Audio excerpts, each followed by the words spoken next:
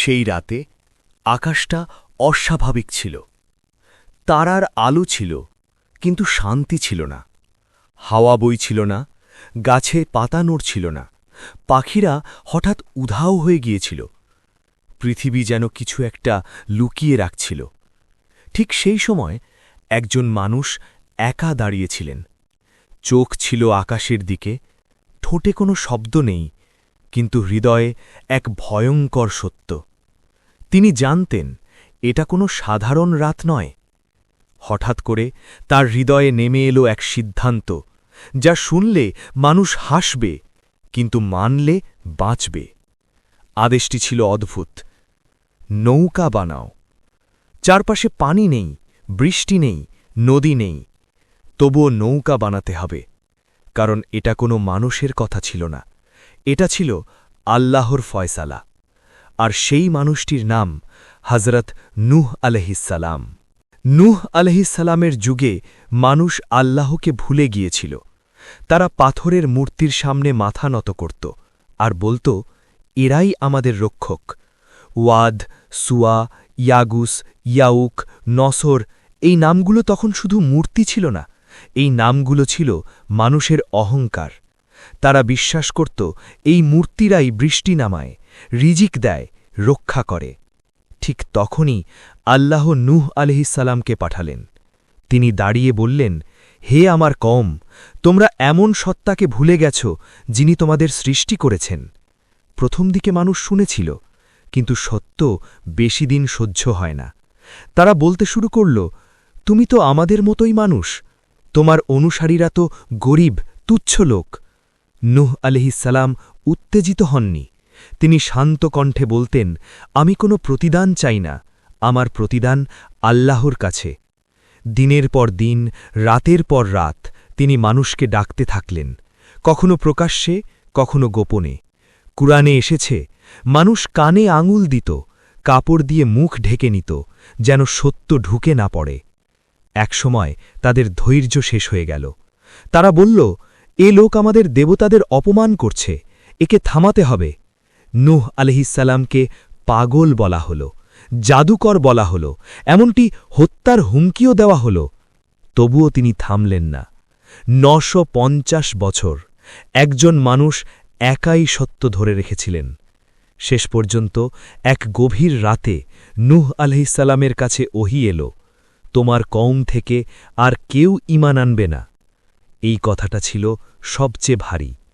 এরপর এল সেই আদেশ, আমার তত্ত্বাবধানে একটি নৌকা বানাও। নূহ আলাইহিসসালাম প্রশ্ন করেননি। তিনি জানতেন, যখন আল্লাহ বলেন তখন যুক্তি নয়, আনুগত্যই আসল। তিনি কাঠ কাটতে শুরু করলেন। লোকেরা আবার হাসল, পানি নেই আর নৌকা, নূহ পুরো পাগল হয়ে গেছে। কিন্তু কেউ জানত না, এই কাঠের শব্দই ছিল পৃথিবীর শেষ সতর্ক ঘণ্টা। যেদিন প্রথম কাঠটা বসানো হল, সেদিন আকাশ চুপ ছিল, কিন্তু নীরবতার ভেতরেই একটা অদৃশ্য কাউন্টডাউন শুরু হয়ে গিয়েছিল। মানুষ তখনও হাসছিল, কেউ জানত না হাসির সময় শেষের দিকে চলে এসেছে। নূহ আলাইহিসসালাম প্রতিদিন সূর্য ওঠার আগেই কাজ শুরু করতেন। কাঠ কাটা, কাঠ জোড়া লাগানো, সবকিছু তিনি আল্লাহর তত্ত্বাবধানে করছিলেন। নৌকাটা ধীরে ধীরে আকার নিচ্ছিল, উঁচু, বিশাল, অচেনা রকমের। মানুষ ভিড় করে দেখতে আসত। কেউ বলত, এই নৌকা দিয়ে কি আকাশে ভাসবে? কেউ বলত, পানি আনবে কে? হাসি, বিদ্রূপ, তাচ্ছিল্য সবই ছিল। নূহ আলাইহিসসালাম চুপ করে কাজ করতেন। তিনি শুধু একটাই কথা বলতেন, আজ তোমরা হাসছ, কাল সত্য প্রকাশ পাবে। দিনের পর দিন এই দৃশ্য চলতে থাকল। নৌকা বানানো চলছিল, আর মানুষের অহংকার বাড়ছিল। তারা বলত, আমাদের দেবতারা আমাদের বাঁচাবে, নূহের আল্লাহ আমাদের কিছুই করতে পারবে না। একদিন হঠাৎ করে আকাশের রং বদলে গেল। বাতাস ভারী হয়ে উঠল। গরমের মধ্যেও শীতল একটা ভয় ছড়িয়ে পড়ল। পশু পাখি অদ্ভুত আচরণ করতে লাগল। কুকুরগুলো অকারণে ডাকছিল, পাখিরা দল বেঁধে উড়ে যাচ্ছিল। কিন্তু মানুষ তখনও বুঝল না। ঠিক তখনই আল্লাহর পক্ষ থেকে নির্দেশ এল, যখন চুলা থেকে পানি বের হবে তখন জেনে নিও সময় এসে গেছে। নূহ আলাইহিসসালাম অপেক্ষা করতে লাগলেন। এক রাতে নূহ আলাইহিসসালাম ঘুম থেকে উঠে দেখলেন চুলা থেকে পানি বের হচ্ছে। পানি নয়, এটা ছিল সতর্কবার্তা। নূহ আলাইহিসসালাম সঙ্গে সঙ্গে বুঝে গেলেন আল্লাহর বাদা সত্য। তিনি দ্রুত প্রস্তুতি নিতে লাগলেন। নূহ আলাইহিসসালাম ঘোষণা করলেন, যারা ঈমান এনেছ নৌকায় ওঠো। তিনি প্রতিটি প্রাণীর এক জোড়া করে তুলতে লাগলেন। হরিণ, পাখি, গরু, সিংহ সবাই যেন এক অদ্ভুত শান্তিতে নৌকায় উঠছিল।